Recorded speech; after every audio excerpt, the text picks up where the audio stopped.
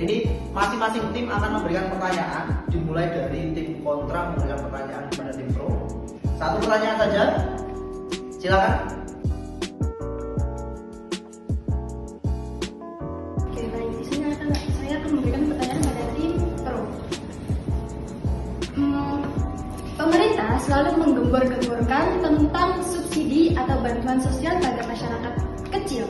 Sedangkan beberapa artikel atau beberapa orang yang kita tahu atau orang yang berbicara itu mengatakan bahwa bantuan itu tidak pernah ada, atau ada beberapa orang rakyat kecil yang bahkan tidak merasakan bantuan itu sama sekali. Bagaimana bisa pemerintah bisa menggembor-gemborkan subsidi, bantuan sosial atau keringanan apapun itu, sedangkan rakyat saja tidak merasakan?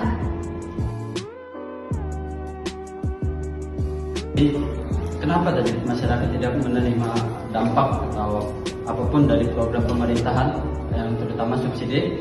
Sebenarnya masyarakat itu seringkali menerima ataupun menerima dampaknya. Yang pertama dari bantuan sosial sebenarnya juga ada, dari beras, minyak, gula ataupun kebutuhan pokok lainnya. Dan yang utama juga adalah bensin pertalite. Kita tahu itu juga terkena dampak dari subsidi dari pemerintah, dapat berapa potongan harga gitu. Dan masyarakat juga sangat antusias menerima, tapi mereka karena sifat manusia yang serakah ataupun tidak puas, mereka tidak merasakan dampaknya karena keserakahan itu. Tapi sebenarnya pemerintah sudah memberikan subsidi dari bensin, dari bahan-bahan ataupun apa.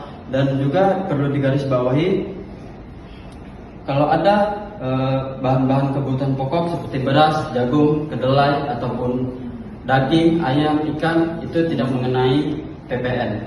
Jadi itu PPN 0%. Dan itu juga harusnya dampak yang bisa dirasakan oleh masyarakat tersebut. Mungkin itu bisa ditambahin. Nah, bantuan sosial itu sebenarnya dari pemerintahnya memang sudah dikasih, tapi waktu turun terjun ke daerahnya masing-masing itu kita menurut pengelolanya aja kayak ada yang korupsi dari pengelolanya. Yang tadi dampak kenaikan PPN ini seharusnya itu tidak berdampak negatif kepada masyarakat menengah ke bawah.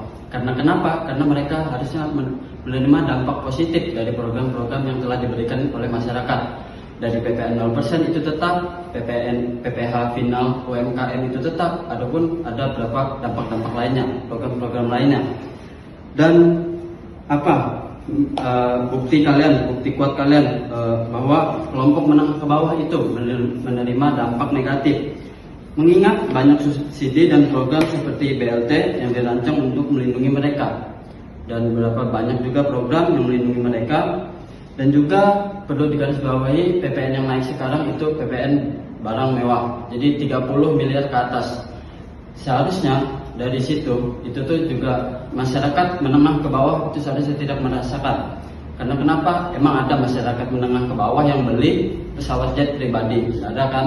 Jadi seharusnya mereka tidak menerimakan dampak negatif tersebut. Begitu dari saya. Kalian kan fokus pada PPN 12. Kenapa nggak kita hancurkan aja yang korupsi? Kenapa terfokus pada PPN 12? Kan kita kan tahu korupsi itu masalah sekarang, bukan menambah kenaikan PPN.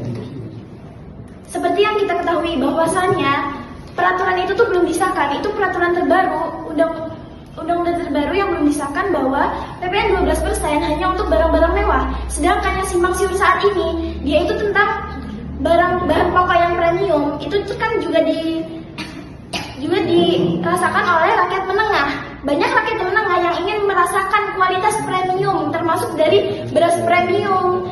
Nah, peraturan itu tuh belum disahkan, jadinya kita tuh terpatok dengan peraturan kenaikan PPN 12% saat ini yang sedang simpang